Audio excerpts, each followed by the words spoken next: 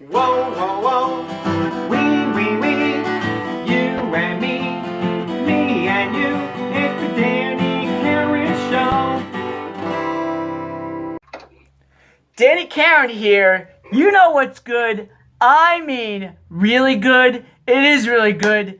For the first time ever, I have a real life celebrity that's not local at all. And he's globally well known, and he's a great guy, fantastic guy. And I'm going to tell you a little bit about what we're going to talk about. When I was 4 years old, I discovered my favorite movie. It was a movie about a rabbit that is being framed for murder in 1947 Los Angeles. And in a world, well, in a universe rather, where cartoons and real-life human beings interact and they live together side by side. Some of the cartoons, or known as toons, live with regular people in Los Angeles, and the majority of them live in a town called Toontown. And, well, I fell in love with this movie many years ago. It has the beauty of a Disney cartoon, and it's got the slapstick humor of a Tex Avery cartoon. It's a combination of both. I'm talking about my favorite movie, Who Framed Roger Rabbit, which is an adaptation of the book Who Censored Roger Rabbit. And there are some differences and similarities, as with all adaptations, of course. And, well, my guest for today in this video is, well, I have to say, it's actually not I have to say, as he put it in his own words, and I quote, "I created Roger Rabbit." So please welcome Gary K. Wolf. Yay! Woo! Here he comes. Dun dun dun dun dun dun dun dun dun. So did I say that? I created Roger Rabbit? There must be true because I wouldn't lie. Neither would Roger. He wouldn't lie either. He wouldn't lie either. Nope. He's a very honest guy. I created Roger as a very truthful rabbit, as opposed to Bugs Bunny, who will look you straight in the eye and tell you he loves you and then put a stick of dynamite down your pants. But Roger...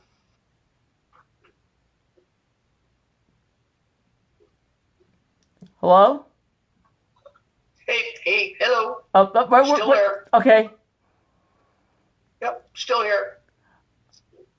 Yeah, so, Roger is a very genuine character, which, who's easily very likable throughout Toontown and in the real people world. And I gotta say, a lot of people are fans of, your work.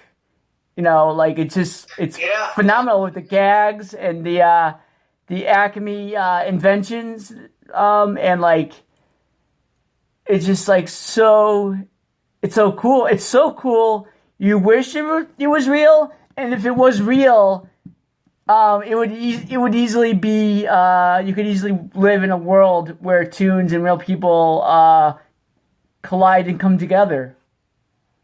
Well, I wish he was real, but if he was real, and if he was right here in my office with me right now, I'd never get anything done because I'd be having too much fun all the time. So, in a kind of a screwy way, I'm glad he's not real. Yeah. So, a lot of people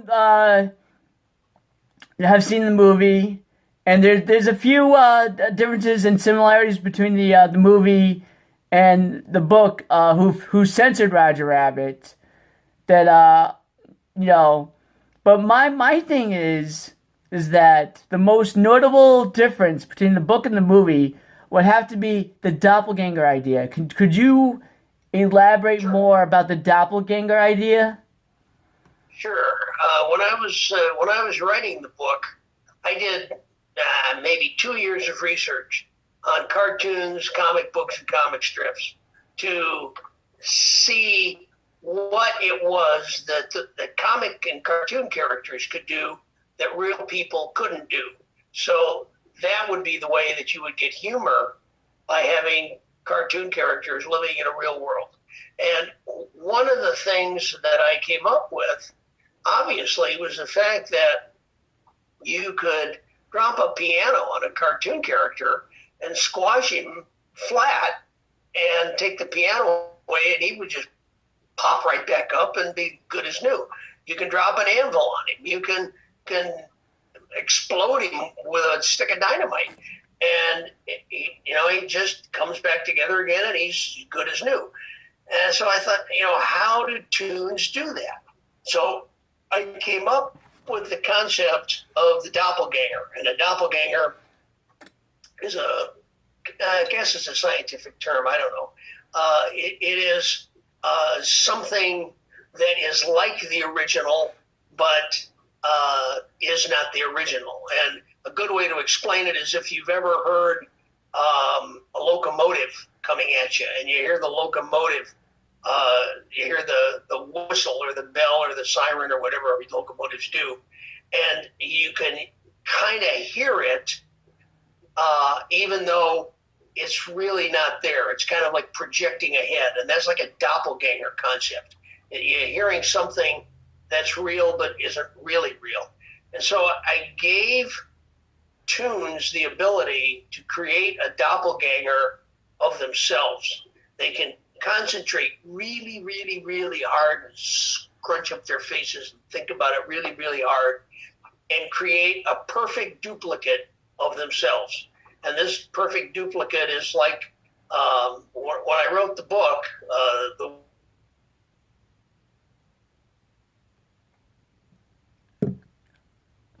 wasn't very conscious, a perfect clone. And the doppelganger is basically a stunt double.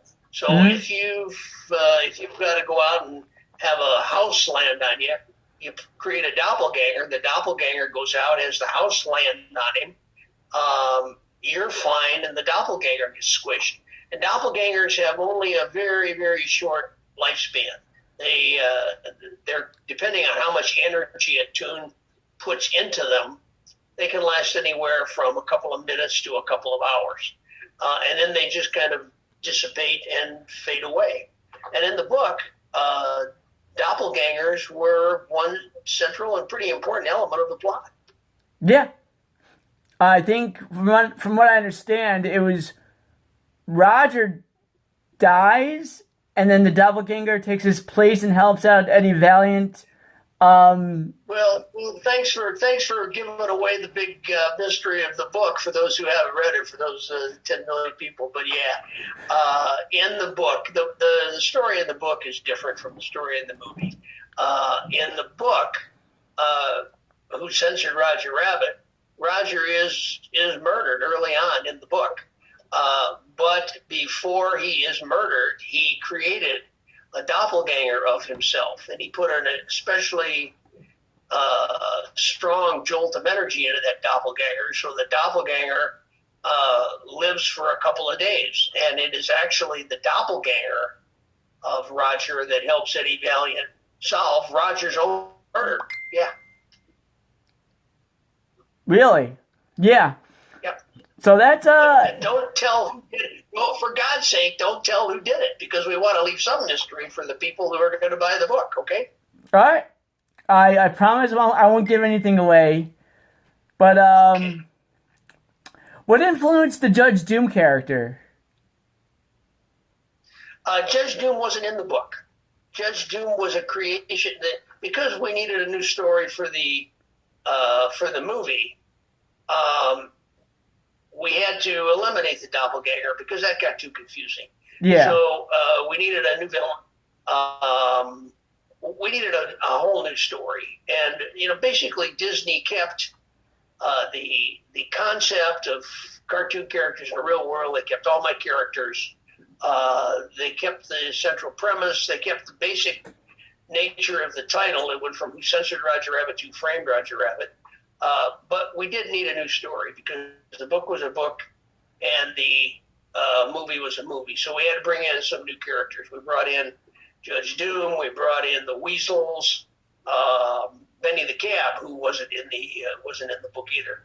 But the others, Roger Rabbit, Jessica Rabbit, Baby Herman, of course Eddie Valiant, they were all.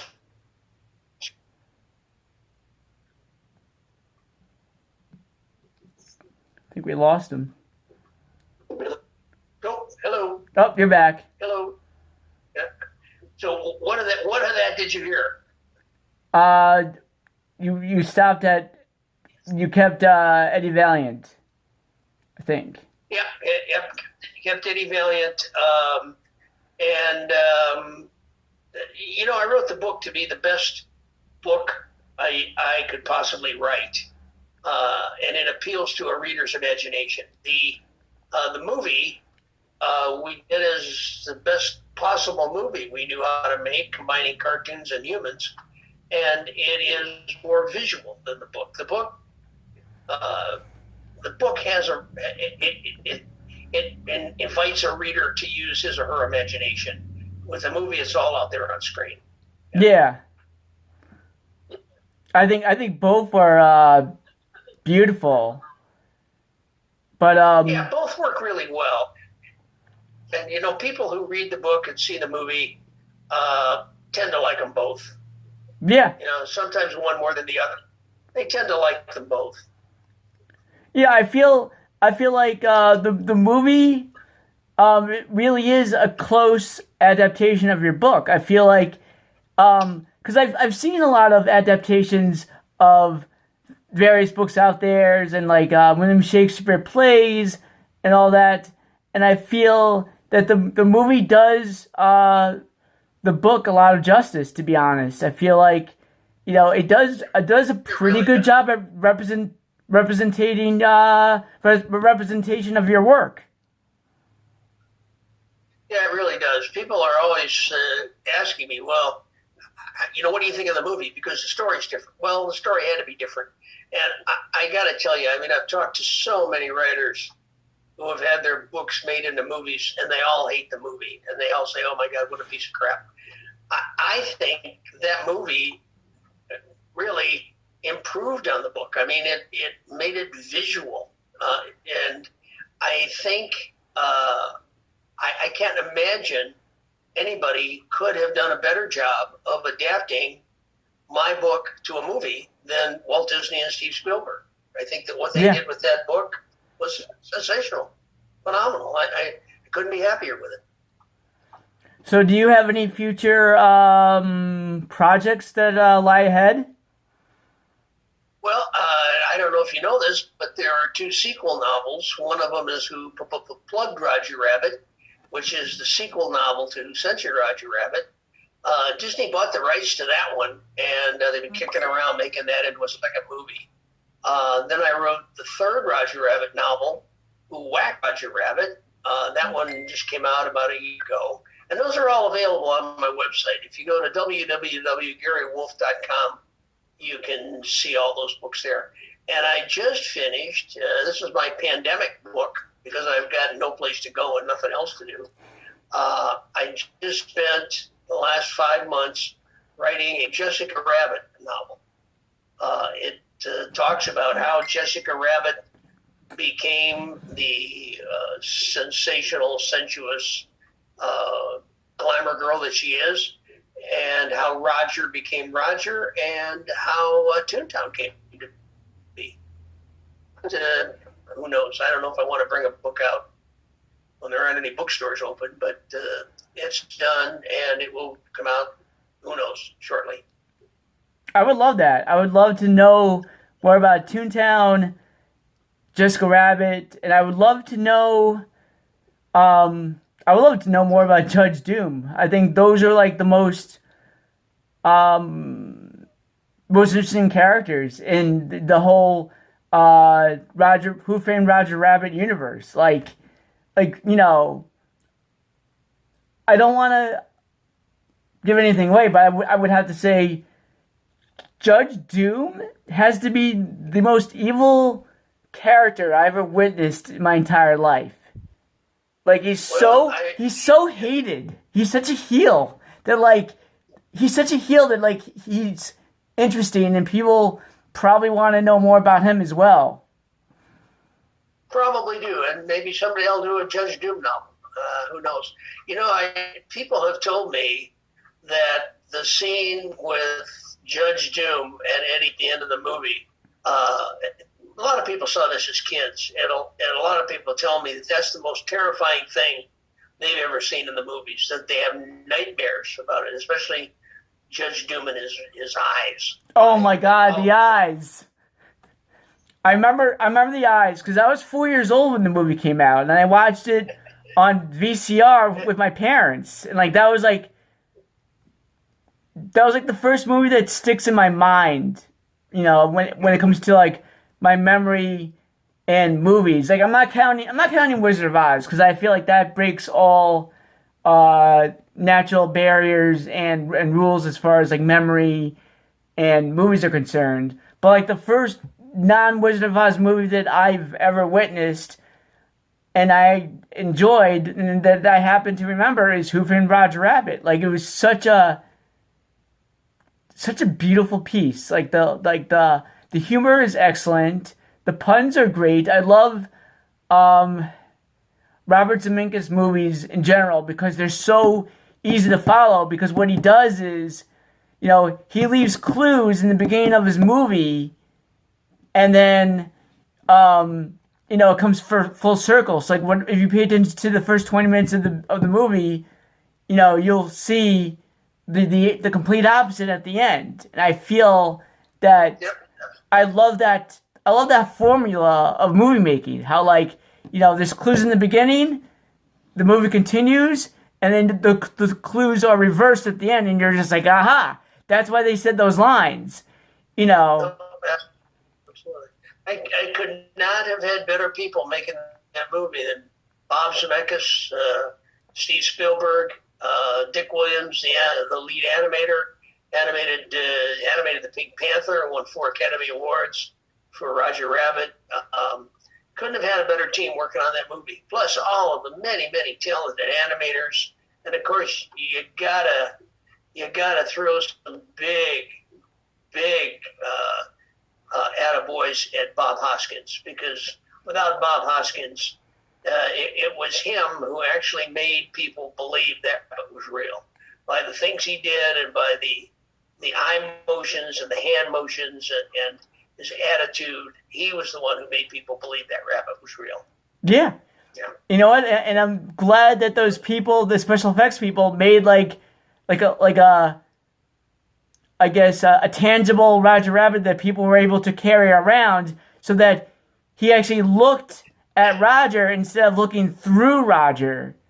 He actually saw what he was talking to, and I thought that was a pretty good idea, as well as Charles Fleischer dressing up as Roger, helping Bob Hoskins out and everybody else out, so that they had visual guidance. They weren't just talking to a wall or a fire extinguisher or a floor. It was just okay, here's the voice is coming from over here, and I could talk back to the voice, and the voice can talk back to me, and it feels more natural. Yeah, Charlie was on the set every day, and he was dressed in a costume as Roger Rabbit.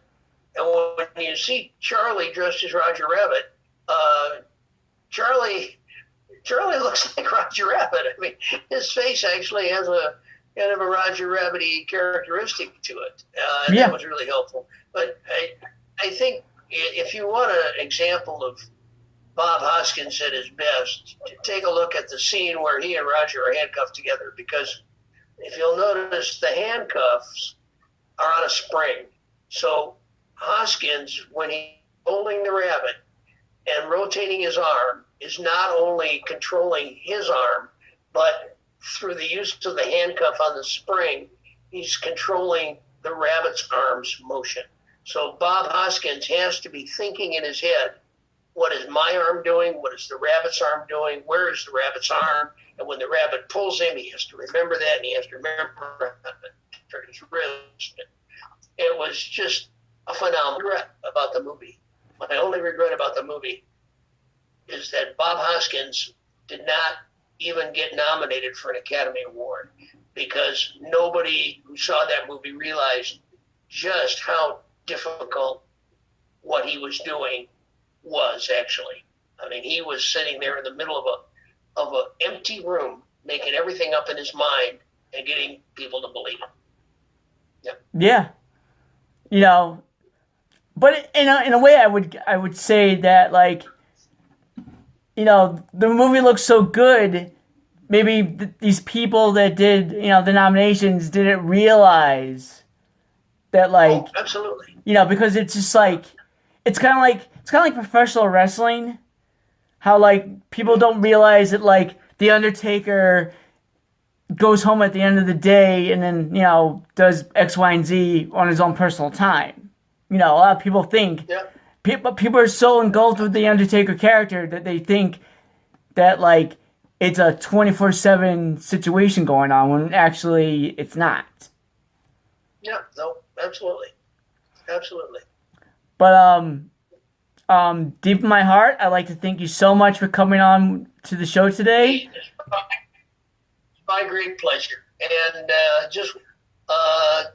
everybody take a look at www.garywolf.com, and you will learn all about me and all about my books, and you can read the continuing story of Roger Rabbit, his missus, and actually I think Judge Doom does make an appearance in one of those later books. So awesome. My pleasure. We will have your information down below in the description, or maybe the comments. I'm not really sure. But either way, we will have your information down there, along with the video itself. Take care. Thanks for having me. Thank you. See ya. Okay, take care now. So, if you are entertained with the Danny Karen Show, and I'm hoping that you are, and you enjoyed this video as well as videos of the future, I would like to say, please check out the PayPal in the description below. Every little bit counts. Every little bit helps. Thank you in advance. It is much appreciated, and I hope you enjoy the rest of your day. Thank you. See ya.